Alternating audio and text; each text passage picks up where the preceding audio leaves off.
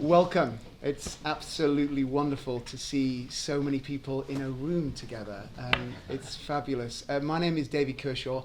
I'm the General Editor of the Modern Law Review and the Dean of the LSE Law School. And I am so delighted to welcome you to the Chorley Lecture 2020.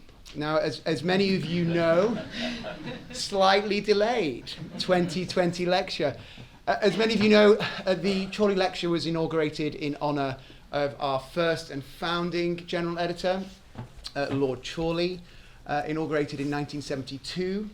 The first Chorley was given by HLA Hart in 72, and this is the 49th Chorley lecture that Professor Hugh Collins will give tonight. Now, before I introduce Hugh, I just wanted to remind you of a rather archaic, unusual tradition that we have with the Chorley lecture, is that we don't have any questions after the lecture. We go straight outside and we grab a glass of champagne and we talk about the lecture, much more civilized. It's a wonderful evening, to be honest with you, for us personally at the LSE to be able to invite Professor Hugh Collins to give the Chorley lecture. Now, it's a banal statement that people don't need introductions, but all of us in this room know tonight that Hugh does not need an introduction, but I'm going to give one anyway. I first saw Hugh give a talk in 1990.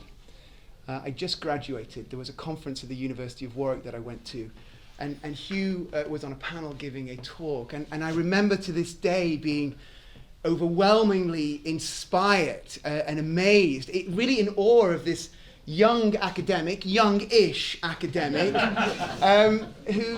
had such command of his discipline and such control of the room. And I didn't know anything then. I was 21, but what I did know, that I was seeing a young academic that had that was truly going places, that had an amazing career in front of him, and he seriously went places. Professor Collins is a fellow of the British Academy. For quite a while here at the LSE, he held the prestigious chair in English law. He left us to go to Oxford to hold the Vinerian chair in English law, Blackstone's chair. We grabbed him back, we pulled him back, and he is today the Castle Chair of Commercial Law here at the LSE, which, interestingly enough, was also Lord Chorley's chair. So it's very fitting, I think, tonight. Hugh was also, not once, but heroically twice, the head of department at the LSE Law Department. He was also Dean of the Faculty of Law at Oxford. And most importantly of all, at least in our view, Hugh was the General Editor of the Modern Law Review between 2005 and 2013. So he seriously went places. So it is a great pleasure tonight, Hugh, to invite you to give the 49th Chorley Lecture on fat cats, production networks, and the right to fair pay.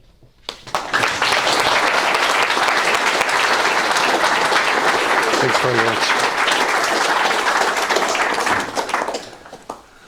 Thank you very much for that introduction. It's a great honour to give the Chorley Lecture, and thank you for coming in person. In view of the biosecurity measures to get in and the many delays before I could deliver this lecture, I know that you must have been literally gagging for it. Yeah. In the past, when on behalf of the Modern Law Review Committee I invited speakers to give the Chorley Lecture, they'd often ask me what they should speak about. My astute advice was for them to draw on the themes from their best scholarship, though if they wanted a substantial and attentive audience, they should speak about money or sex. Following that advice, I decided to draw on a few themes about justice, networks, and rights, and then apply them to a topic I rarely think about. My question is therefore, should there be a legal right to fair pay? My proposed legal right to fair pay would entitle employees to demand that their remuneration package should be fair, just as they have a right not to be unjustifiably dismissed or discriminated against. So too, if there were a legal right to fair pay, employees would have a right to challenge the fairness of their wages. Such a right might, for instance, enable the shelf stackers in supermarkets to claim better pay in view of the fact that their senior managers and CEOs earn more than 100 times their wages. Or such a right might enable junior hospital doctors to question why they only earn about a seventh of the pay of the chief executive officer of their NHS trust. Or such a right might enable a cleaner who works for a contractor to claim equal pay with the office workers in the buildings that she cleans long before dawn. Such a general legal right does not exist in the UK. Pay has been regulated for such purposes as fixing a minimum wage, eliminating sex discrimination, and extending the coverage of collectively agreed rates of pay to all workers in a particular business sector. But none of these causes of action have extended so far as to permit every employee or worker to question the fairness of their pay in a tribunal. Nor does international human rights law clearly endorse the right to fair pay. The Universal Declaration of Human Rights and other conventions provide strong support for the idea of a minimum income on which a household can live in dignity, but not for a general right to be paid fairly. Insofar as a human right to fair pay has been acknowledged, it's often been reconfigured into a right to free collective bargaining. This modification reflects, no doubt, a pragmatic recognition that collective bargaining is often the most effective means of achieving better wages for most workers. This celebration of collective laissez-faire, as Otto Kahn-Freund called it, was surely also an admission of uncertainty about what amounts to fairness or unfairness in pay. Indeed, a legal right to fair pay requires a theory about what amounts to fairness in pay. On that moral question of fairness, there is considerable confusion, which I hope to dispel this evening. In addition, a legal right to fair pay requires a plan for how it might be enforced. We should acknowledge that if current wage disparities are largely the product of market forces, any law is likely to encounter considerable resistance to regulation that alters those outcomes. To be effective, therefore, any regulation needs to be smart. We should consider first, however, the moral idea about fairness in pay. A curious feature of the general election in 2017 caught my eye.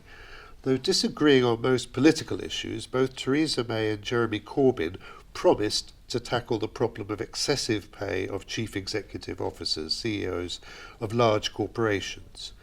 Indeed, the pay of fat cats generates regular moral outrage in the press. The CEOs of the FTSE 100 earn typically more than £1,000 an hour, or about £4 million a year, which is about 130 or 140 times as much as the average worker and 80 times the median wage of their own employees.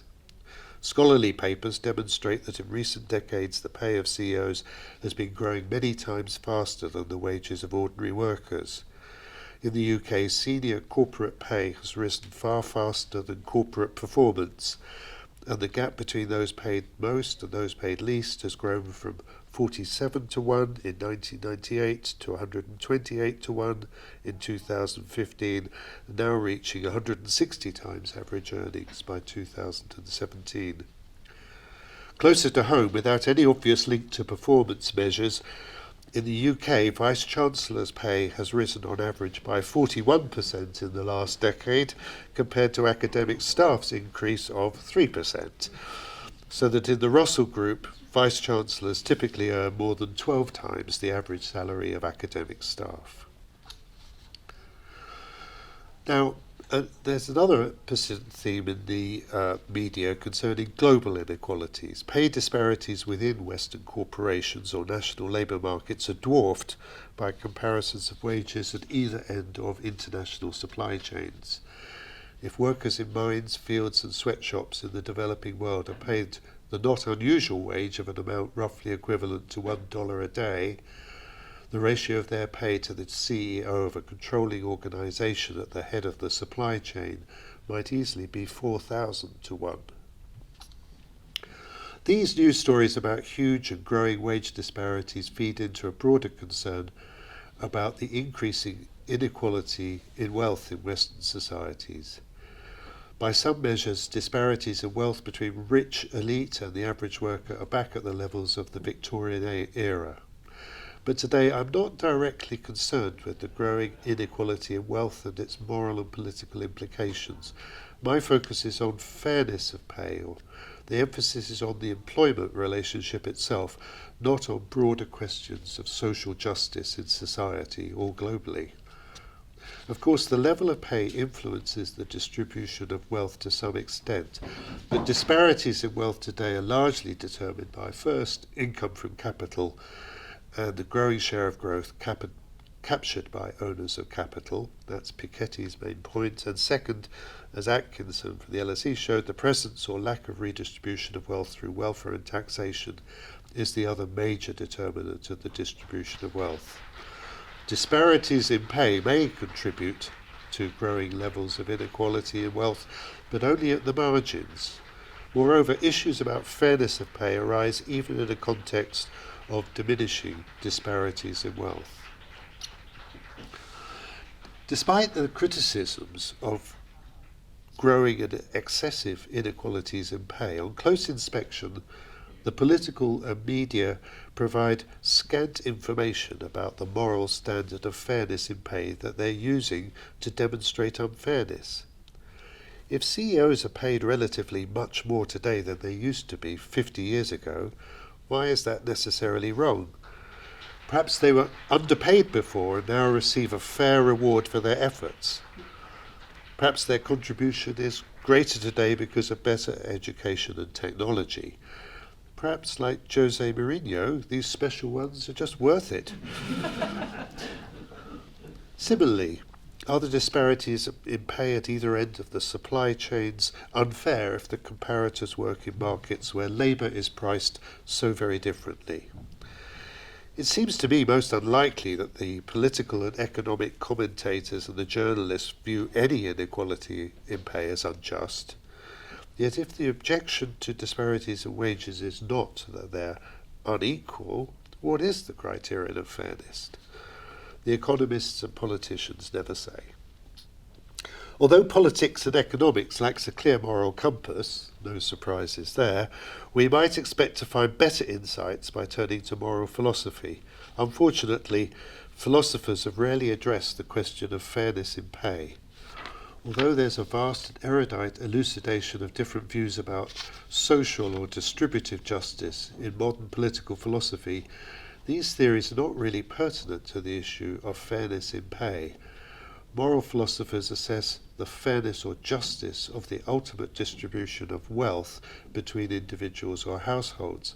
But the issue of fair pay is not directly concerned with the distribution of wealth, or even the distribution of income in society as a whole. It's concerned rather with the distribution of wages within an organisation or within a particular contractual relationship. Moral philosophy typically overlooks a crucial distinction between distributive justice and what could be called interpersonal justice, or sometimes these days relational justice. Distributive justice is concerned with the distribution of benefits and burdens in society as a whole. Moral philosophers in the Anglo-American tradition ask whether justice requires that the inequalities of wealth produced by the operation of the market should be counteracted by measures such as progressive taxation and welfare benefits. Libertarians like Nozick regard taxation as theft and insist that the outcomes of a free labour market are just. In contrast, liberals like Rawls believe that market outcomes often result in unfair distributions of benefits, so it's necessary for the state to secure social justice or greater equality. Both libertarian and liberal political philosophies agree, however, that justice requires that wages should be fixed by market forces. In contrast, interpersonal justice is focused on the contract of employment and the employment relation. It's directly concerned with the terms of the contract and the fairness of the remuneration paid.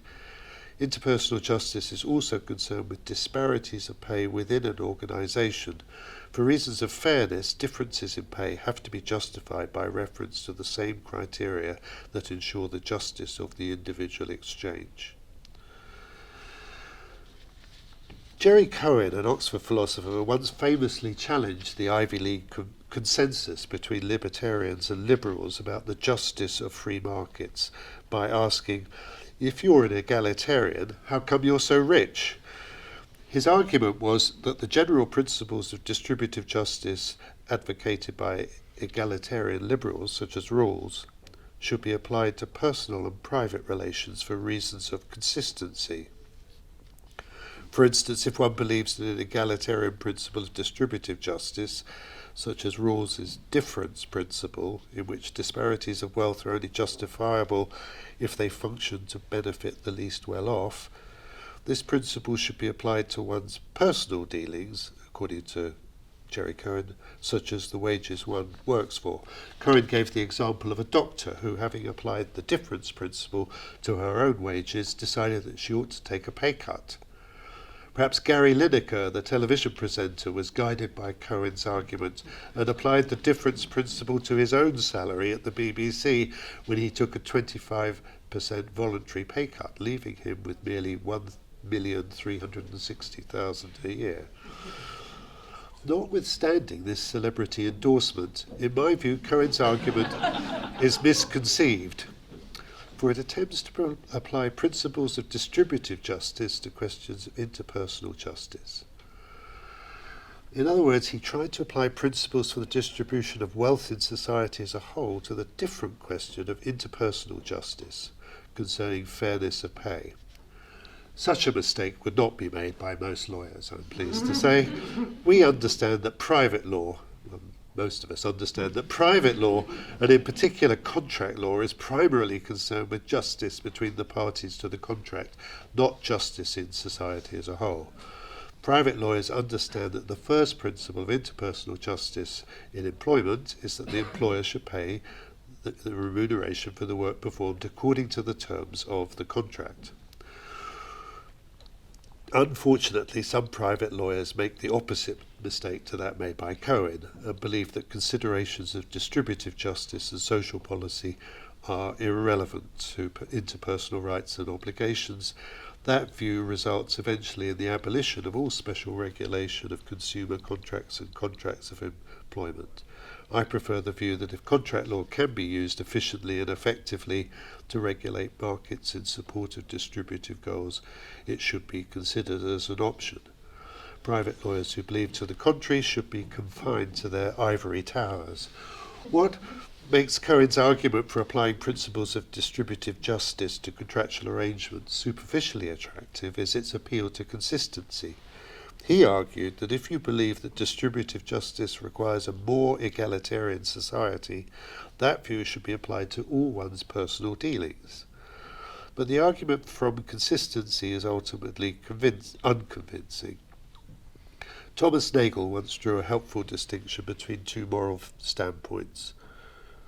One is the objective, impersonal standpoint that argues that we ought to construct a just society that treats everyone with equal concern and respect as free and equal persons.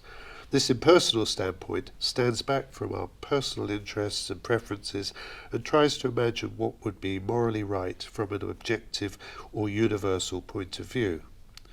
The opposite standpoint is partial in the sense that we believe it's right to pursue our own interests and values in order to seek personal fulfillment.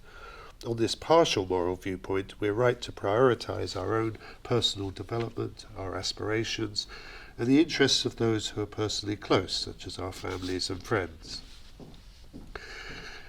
Nagel argued that the central problem of all theories of justice in society as a whole is to find a way to reconcile those two standpoints. It's not immoral or wrong to value our own autonomy and personal development. The difficult question is rather how to accommodate this partiality for oneself with the similar and equal moral claims of everybody else. The implication of Nagel's distinction is that we should reject Cohen's argument from consistency. We should not apply the objective standpoint to our personal dealings such as wage bargaining. Instead, we should recognize that it's morally right to permit individuals to pursue their own interests in their own personal dealings, though always in accordance with the background law of welfare and taxation that is designed to protect objective standards of justice. Nagel worried that his recognition of the moral validity of the partial standpoint tended to support the justice of free markets, in the same vein as the Ivy League consensus between liberals and libertarians, even though he believed that justice required greater equality. But his worry assumed that the principles of interpersonal justice in contractual relations are exhausted by the requirement to respect freely negotiated agreements. On that view, the pay of fat cats and those living below a living wage, earning below a living wage, is fair because it's been agreed without the use of force and fraud. That narrow view of what interpersonal justice requires with respect to fair pay seems to be mistaken. And I now will explain the requirements of interpersonal justice applied to wages that are much more complex and nuanced.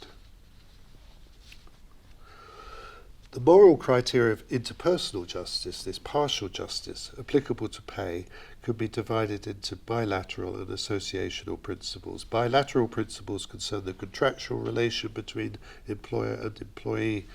Associational principles concern the functioning of the productive organisation and the multilateral relations between all its members.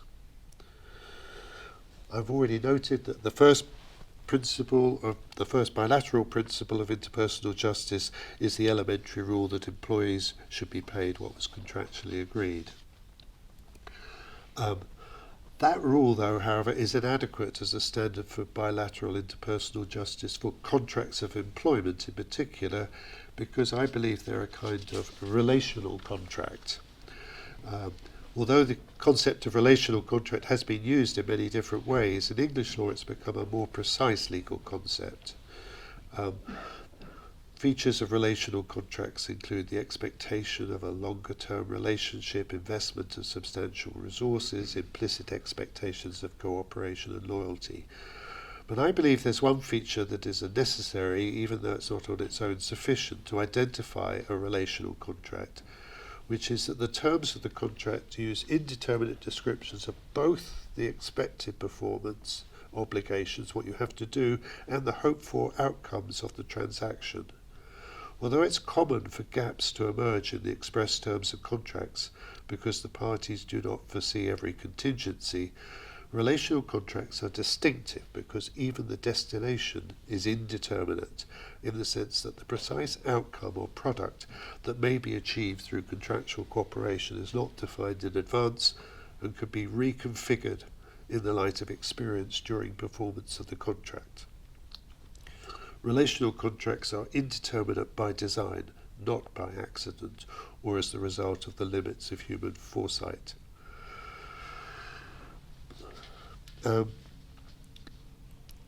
Relational contracts have a necessary incident, which is an obligation to perform the contract in good faith. They cannot function successfully because of their indeterminacy unless both parties meet the reasonable expectations of the other in furthering the indeterminate purpose of the contract. Therefore, both employer and employee need to cooperate in good faith for the contract of employment to achieve the desired results for both parties. Accordingly, in relation to wages, employers need to perform their obligation to pay wages in good faith. This obligation requires more than simply sticking to the express terms of the contract. It requires employers to act rationally, to discriminate in the pay of their employees for relevant reasons, not to act capriciously or arbitrarily, and more broadly, as employment lawyers say in the antique language of chancery courts, not to act in a way that undermines mutual trust and confidence. There are many examples of the courts holding that employers have broken this requirement of good faith in relation to pay, for example, in connection with the award of an annual discretionary bonus. The power must be exercised for the purpose for which it was conferred on rational grounds, without taking into account the irrelevant consideration that it is in the employer's self-interest not to pay the bonus if it's not compelled to do so. Beyond those bilateral principles of interpersonal justice, there are these associational principles which are particularly important for the purposes of this lecture.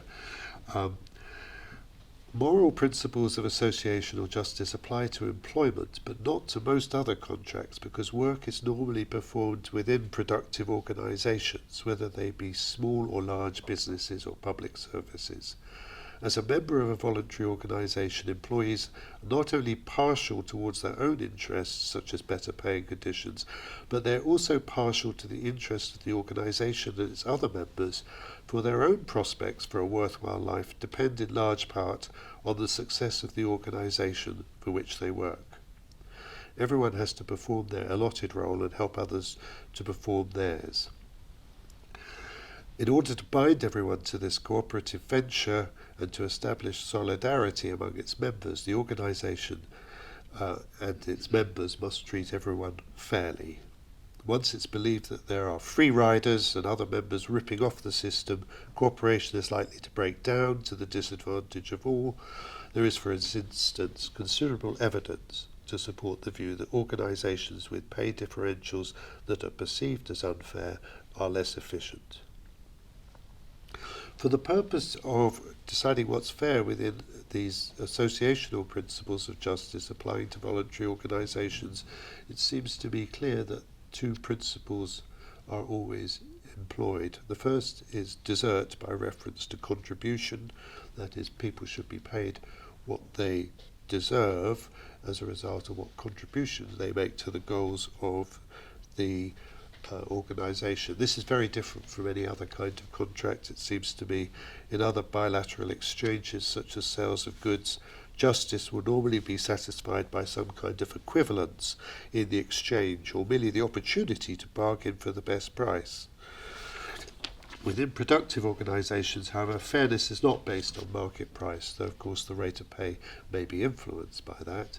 In the internal labour market or pay scales of productive organisations, what matters more are the relativities between different jobs, including both horizontal and vertical pay equity. The great difficulty presented by desert as a moral standard is that an individual's contribution is always hard to measure. As soon as work involves making decisions, coordinating work with others, exercising discretion, planning the performance of tasks and so on, desert based upon contribution cannot be measured with objectivity and precision. Although a desert by reference to contribution is indeterminate, nevertheless it must be used as the dominant principle for determining fairness of pay, and people must recognise its importance. But there's another principle as well, I think, within organisations, another associational principle, which I'm calling due recognition. As well as the principle of desert, fidelity to the association requires due recognition for all members of the organisation. Due recognition requires treatment by other members of the organisation, not only with respect to courtesy, but also in ways that enable everyone to have a positive understanding of themselves or self-respect. It's often said that work enables people to have self-respect, but that seems wrong to me. Self-respect or esteem results from other people's signals or messages of respect. Fair wages are a clear signal that someone is respected for their contribution to the organisation through the performance of their job. Due recognition requires the organisation to show that all its members, not least the lowest paid, are valued and respected as persons. Due recognition through fair wages for the lowest paid is particularly important because they're likely to be disproportionately drawn from disadvantaged groups such as racial minorities, women and migrants, for whom recognition is often especially difficult.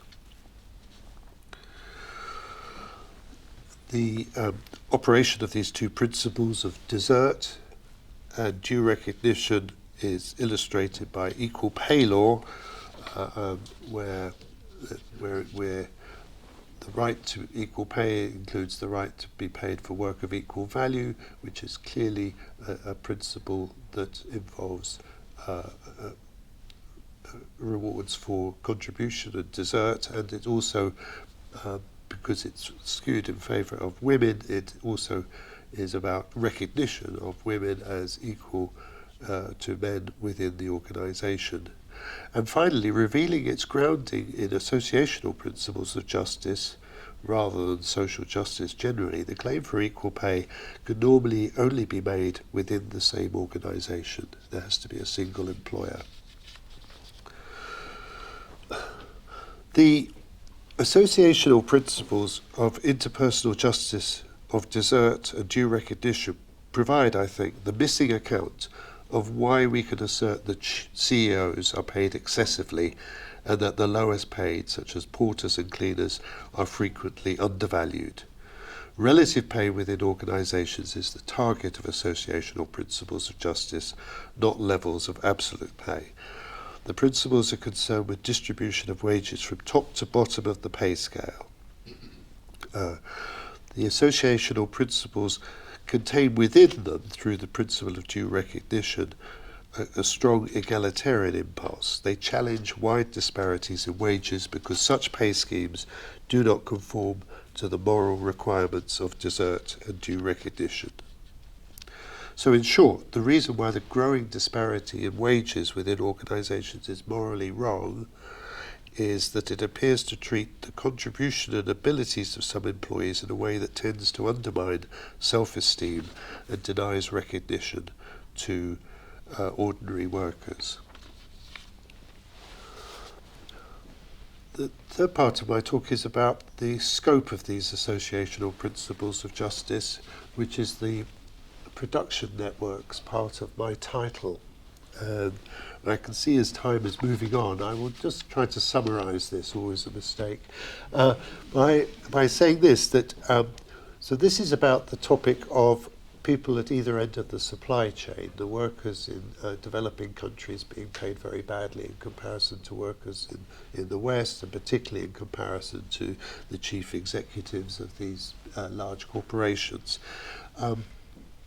And what's become clear is that in modern business production schemes, they create what is called a boundaryless organisation, where workers can be brought together into a team to cooperate to achieve a project, even though they may have different employers, such as subcontractors, consultancies, employment agencies, and so on.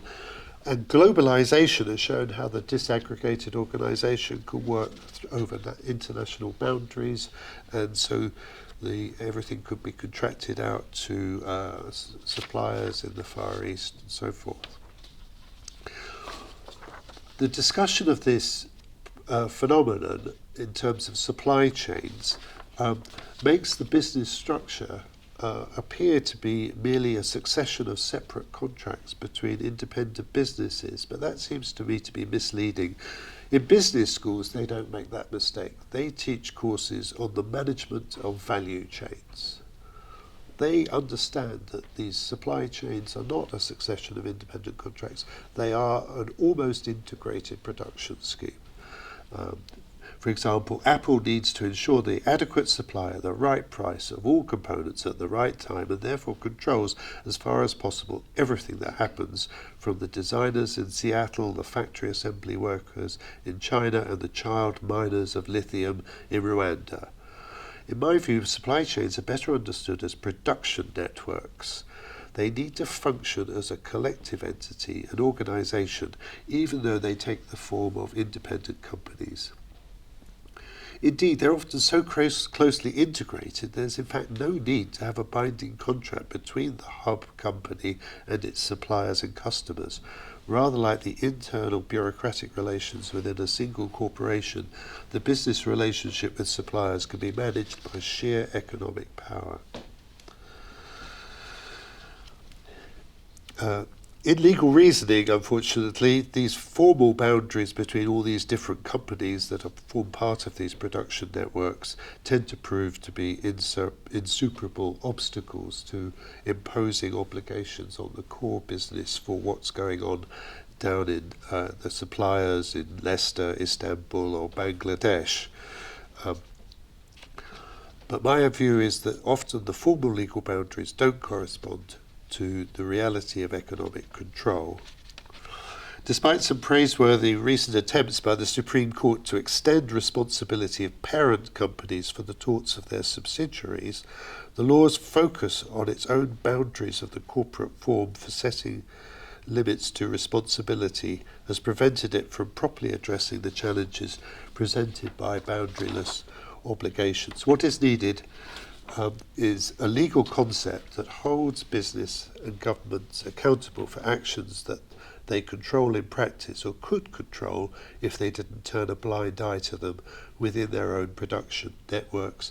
And for this purpose, we need to develop the concept of a production network as a legal concept in which the core or hub business can be held responsible for the wrongs committed by companies that it controls for the purpose of coordinating its production of goods and services. Unfortunately, at present, production networks remain management systems of organised irresponsibility, and despite my best efforts, network is still not recognised as a legal concept. Now, I turn finally then to the question of how we might introduce a legal right to fair pay. Remember, I've said we need some smart regulation here. Having identified what the moral standard is, we need now to think about how to introduce this into law. Unexpectedly, an initial vital step towards such a right to fair pay has been taken in company law rather than employment law. Policymakers assumed that there must be a market failure where chief executive officers appeared to be receiving rapidly increasing remuneration packages, though in fact this trajectory was probably mainly caused by another intervention masterminded by economists to solve what they call the principal and agent problem. To align the incentives of chief executive officers with shareholders, the major part of remuneration packages was tied to the price of shares. Having decided, however, that the problem of excessive CEO pay was market failure, in accordance with economic orthodoxy, the proposed regulatory solution was to remedy the problem through information and transparency. So listed companies were required to report the chief executive's salary. Similar disclosure requirements were imposed on public sector and universities. That transparency approach failed. On the contrary, publication of salaries created a race to be the highest earner. In addition, corporate boards were happy to offer astronomical deals to try to convince investors that they had the best CEO in the world to run their business. To try to salvage this reporting approach, further regulation increased the requirements of transparency by requiring ever more detail and for the wages to be set by a remuneration committee composed of non-executive directors. And shareholders were given the right to reject at periodical intervals the remuneration package for the CEO. None of these measures have worked. Increasing reporting requirements created the problem of information overload. I've been reading reports of remuneration committees. They are impenetrable, incomprehensible. The remuneration committees themselves are suspected of being hand-picked chums of the directors who will engage in mutual back-scratching, and so far no meeting of shareholders, to my knowledge, has rejected a remuneration package, though some threatened rebellions have caused revisions. Undaunted by the ineffectiveness of all previous efforts to correct what was believed to be a market failure, the latest regulations, of course, increase reporting requirements. But on this occasion, there's some hope. There's a vital difference. The new reporting requirement for companies with more than 250 employees is to set out the pay ratio of the CEO to 3 categories of employees in the UK. One at the 25th percentile, one at the 50th percentile, and one at the 75th percentile. The disclosure of pay ratios is also being implemented in the public sector. I thought you'd be interested in this. For example, the Office for Students now requires universities in England and Wales to publish the ratio of the annual median compensation of all staff as a ratio of the Vice-Chancellor's remuneration, and in addition to report on the number of senior staff, a category that excludes professors who earn over £100,000, broken down into bands of 5,000. The Code of Practice of the Committee of University Chairs, which the regulator requires universities to follow, also encourages universities to report on the ratio of the Vice-Chancellor's salary to the median academic professorial salary. Although these reporting requirements won't, of course, lead to any change on their own, in my view they represent a promising foundation for the regulation of fair pay, because these reporting requirements about the dispersal of pay within an organisation seem to me to assume that the moral foundations of fairness are constituted, as I've just argued, by the associational principles of justice. In this instance, desert by reference to contribution and due recognition for a person's humanity. The proportional relations between top and lowest group of owners matter both because, in violation of the principle of desert, it seems dubious that their contributions to the success of the organisation are so disparate, and because, where ratios seem excessive, there's an implied disrespect for the lowest paid members of the organisation. The disclosure requirement now provides us for the very first time with the morally relevant information, the ratios of different wage groups within the organisation. The question becomes what to do with this information.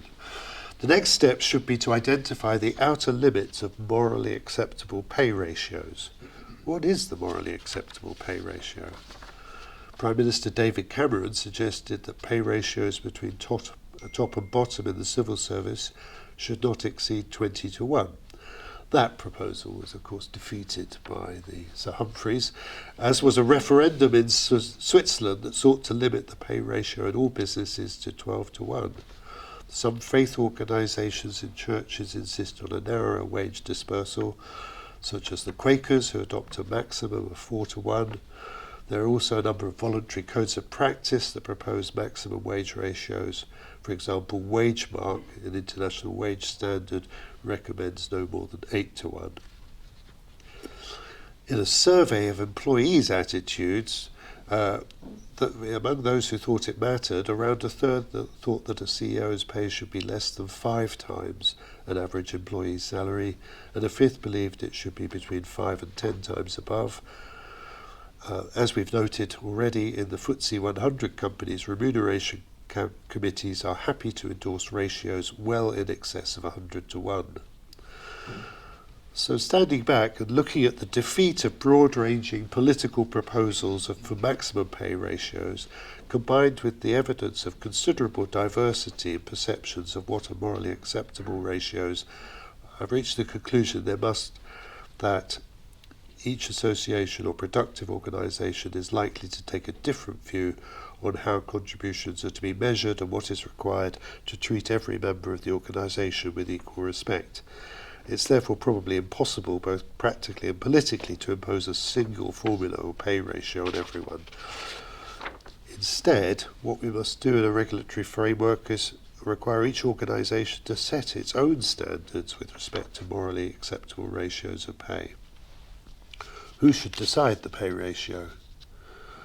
It seems to me that the relevant principles for pay ratios should be established by the whole workforce, not the remuneration committee of the board of directors, for the question is about the character of the whole organisation, what it means to be a member of the group, what's necessary to bind the organisation together into an effective organisation, how far everyone wants to support and respect each other. Indeed, another principle of associational justice seems to me to be that all members of the organisation should have a voice in discussion of organisational goals and values, in accordance with the idea of deliberative democracy, so that as a matter of justice, pay ratios ought to be considered by membership of the organisation as a whole. How could we do that? Perhaps the best legal mechanism for debating principles of associational justice is the existing legal structure for information and consultation with the workforce, popularly known as works councils. The requirement for employers to engage in an information and consultation procedure applies to undertakings employing more than 50 employees, not just listed companies. At present, the regulations focus on information and consultation about long-term development of the undertaking and employment prospects within it. To turn this into a forum for establishing principles of associational justice in pay, it would be necessary to expand its remit slightly to clarify that it should apply to wage policies and ratios within the organisations.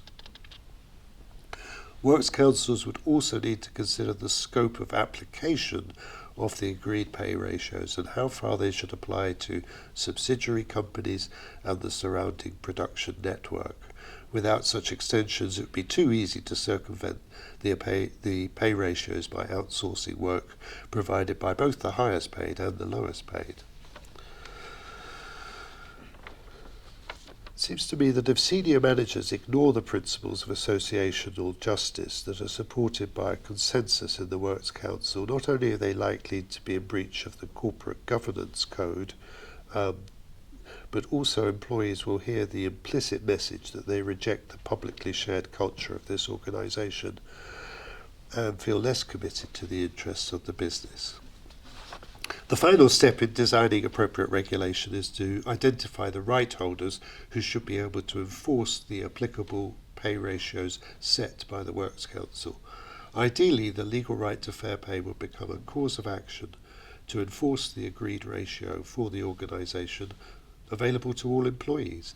Low-paid workers could enforce the ratio to obtain a pay rise, but also there would be a legal right to enforce the agreed ratio of the median to the top and bottom.